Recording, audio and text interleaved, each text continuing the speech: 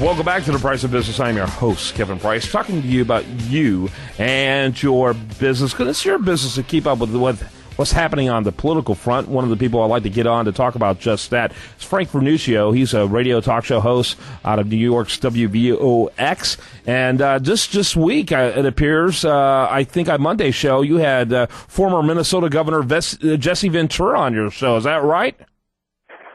Kevin, that's right, and it was an interesting broadcast. Just at the very tail end of the program, former Governor Ventura suggested that if he could get on the ballot in 50 states, he would seriously consider a run for president. That's an interesting thought. I've never been a huge fan of Ventura.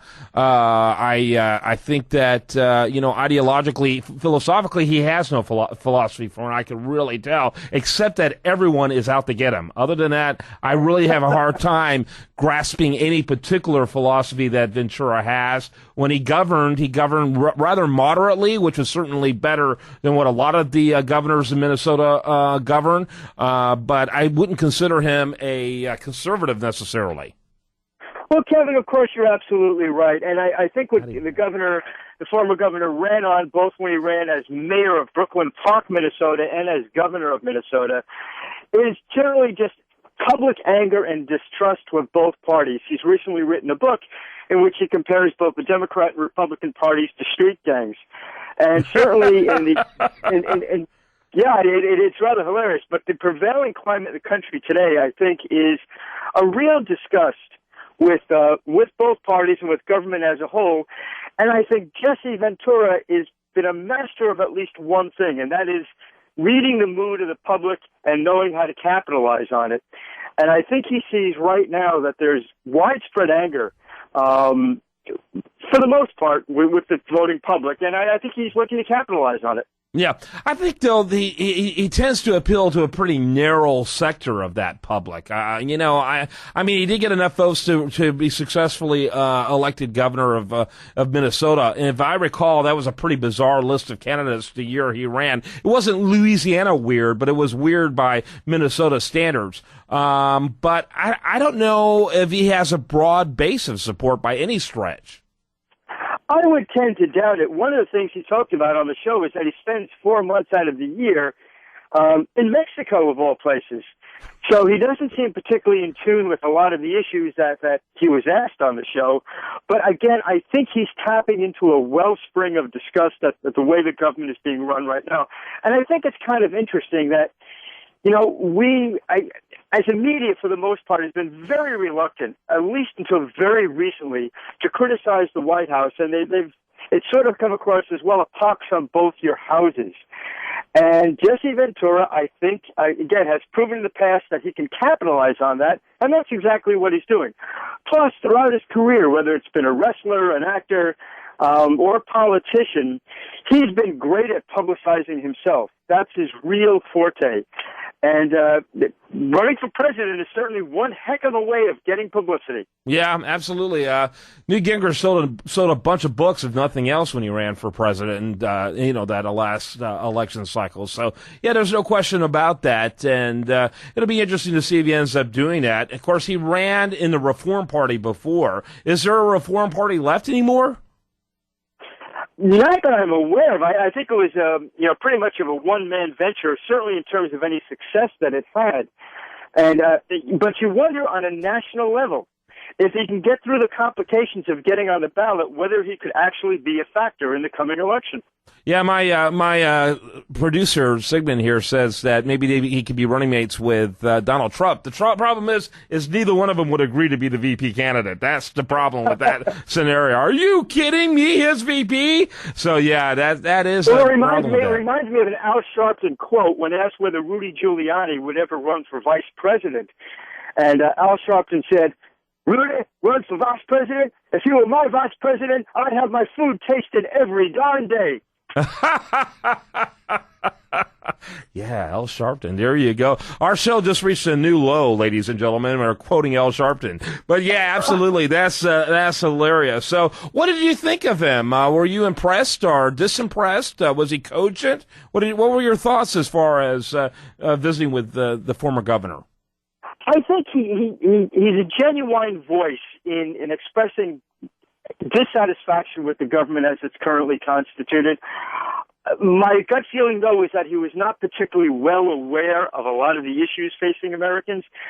He taps into the emotion, but not necessarily the intellect of what the country is going through at the moment.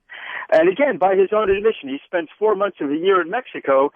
We questioned him on one or two really salient key issues, and he seemed relatively unaware of them. So I think if he actually is seriously considering a run, he has a lot of homework to do. Yeah, he has a lot of work to do. Yeah, I looked up reformparty.org, by the way. It does claim to still exist, but it sort of sounds like it's something that's getting started, not something that's been around for, a couple of decades, is when Ross Perot ran. And, of course, they had candidates, and Ross Perot ran in was it 92, and then he ran again sort of in 96 with less enthusiasm. And then after that, you had Pat Buchanan in 2000, but I can't name a single candidate after that. Well, you're right. But, Kevin, here's the impact that I think somebody like Jesse Ventura can have, whether it's him or somebody else.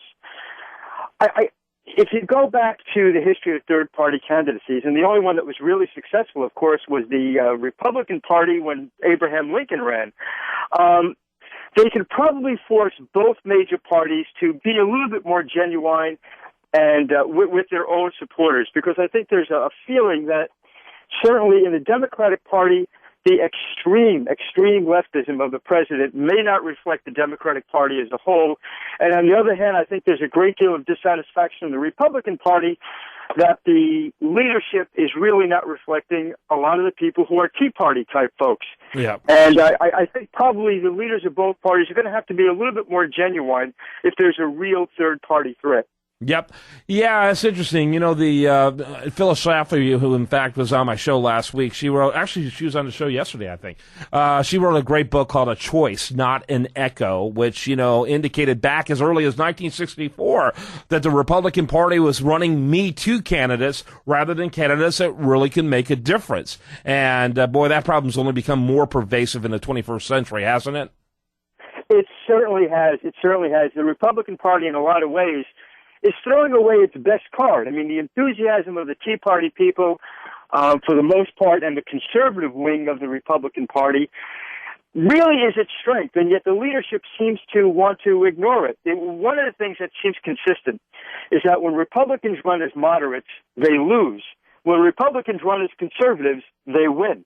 That's right. You know what? Reagan said it best when he said, I'm not running in these pastel colors. I'm running in the bold red, white, and blue colors. No one's going to question if there's a difference between me and my opponents. And that was true.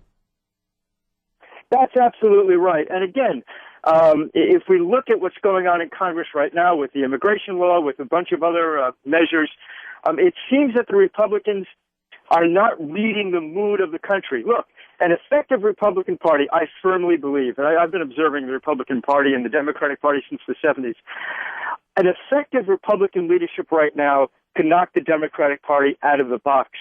But we don't have an effective Republican Party, so I don't think, unless they change substantially between now and 2014, that's going to happen. All right, Frank Vernuccio, he's been on before. He'll probably be on again. USAGovPolicy.com, USAGOVPolicy.com. Check out that news website. And I do want to remind you, of course, best content here, it shows up over there at USDailyReview.com. I wouldn't be surprised if you've got more information about this interview that we've enjoyed today with Frank. Thanks, Frank. Kevin, great being with you. You too. When we come back, much more for you. Don't forget the best content here does show up at USDailyReview.com. Like it on Facebook. Follow it on Twitter.